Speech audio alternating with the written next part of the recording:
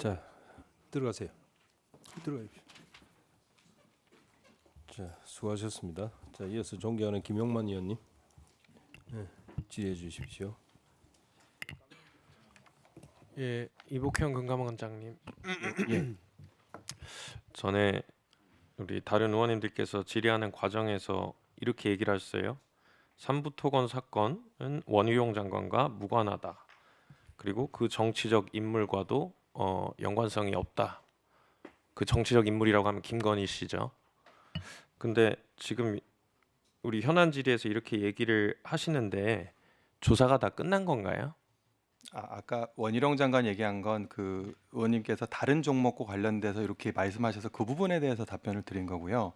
지금 정치적 인물과 관련된 것들은 제가 어쨌든 그 누구 계산으로 한지가 과거 유사 사건에서 되게 중요하기 때문에 관련 계좌에 대해서 집중해서 지금 광범하게 보고 있다는 말씀을 드린 겁니다. 그러면 원희룡 장관과 삼부토건 건에 있어서는 그리고 김건희 씨가 지금 무관하다고 얘기하기에는 아직 이른 거죠? 방금 말씀드린 것처럼 과거 이제 특정 사건에서는 누구 계산인가가 지금 드러난 상태에서 이제 이슈가 제기된 반면 이 건에 대해서는 사실 누굴 한번 만났다 무슨 얘기가 있었다는 거기 때문에 금감원장님, 누구 계산인지에 대해서 지금 정치적인 인물이 어떤 사건 이게 금융이건 아니건을 떠나서 연관이 돼 있다 그래서 우리가 그냥 무조건적으로 다 문제가 있다라는 식으로 보면 안 된다고 저 동의를 합니다. 근데 지금 이 시점에서 우리 금감원장님께서 무관하다라고 이렇게 단정적으로 얘기를 할 수 있는 수준이냐 아니냐에 대해서 제가 질문을 드린 겁니다. 위원님 말씀 제가 잘 이해했고 조사 역량을 집중하겠습니다, 위원님. 예. 그러니까 아직은 무관하다라고 우리가 확정적으로 말을 할 수는 없는 단계라고 저는 이해를 결론은 했습니다. 조사가 끝나야 나오는 건 맞습니다. 그렇죠. 의원님. 예, 그게 저는 맞다고 생각을 합니다. 아까 많은 부분들이 얘기가 나왔지만 이게 굉장히 중요한 사건이라고 얘기하신 이유가 저는 이게 사회적으로도 관심이 많은 게 소액 투자자분들이 특히 삼부토건에는 비율이 높다고 알고 있어요. 몇 프로인지 아십니까?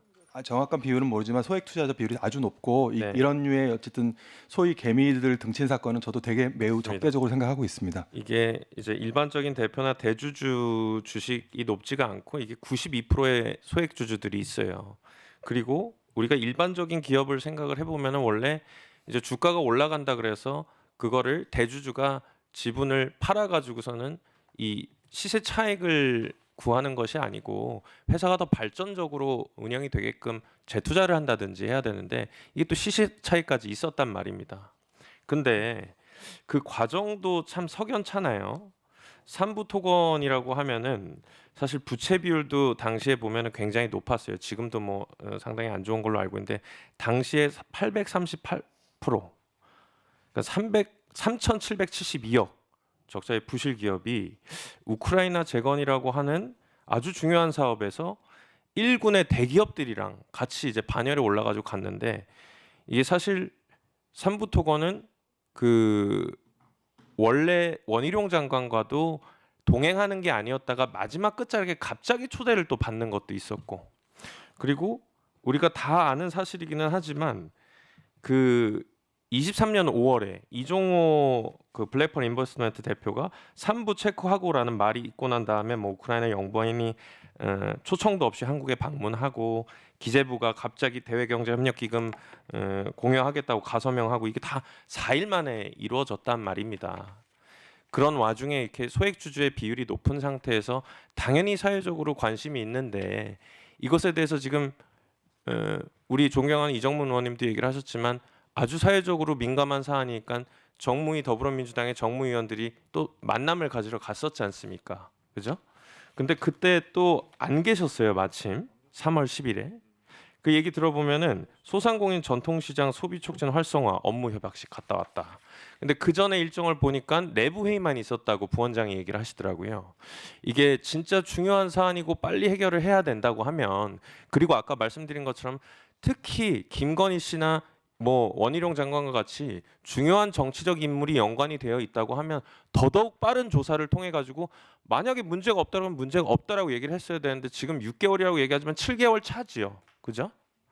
근데 굉장히 우리가 정무위 찾아가 가지고 만나고 싶은데도 그전 내부 회의 정도만 있었는데도 그런 내용들을 뭐 얘기를 하면서 그럼 시간을 조율해서라도 만날 수도 있는 것이고 아니면 우리 패스트트랙도 얘기가 나왔지만 패스트트랙 말고 우리 강제 수사권이 갖고 있는 금융위 그 강제 수사권을 갖고 있으니까 같이 공동 조사도 할 수 있지 않습니까? 이 제도에 있어서는 22년에 대대적으로 홍보도 했었지 않습니까? 근데 금융위한테도 저 지금 이제 이 사건이 불공정 거래가 감지가 돼서 바로 금감원으로 이첩을 한 걸로 알고 있어요.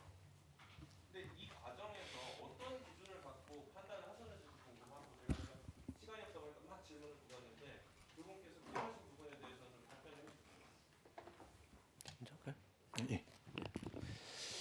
그 9월에 저희들이 이제 사건을 이제 배정을 할 때 일반적인 기준이 이제 인력 상황도 좀 봐야 되고 사건을 좀 조사하고 있는데 여력이라든지 그걸 봐야 되고 또 하나는 과거에 유사한 사건을 그 형태가 유사한 사건을 했는지 여부도 좀 봅니다. 보는데 이 건의 경우에는 그 당시 판단으로는 금감원에서 조사를 하는 게 과거 배분했던 기준으로 봐서 적당하다 이렇게 본 거고요.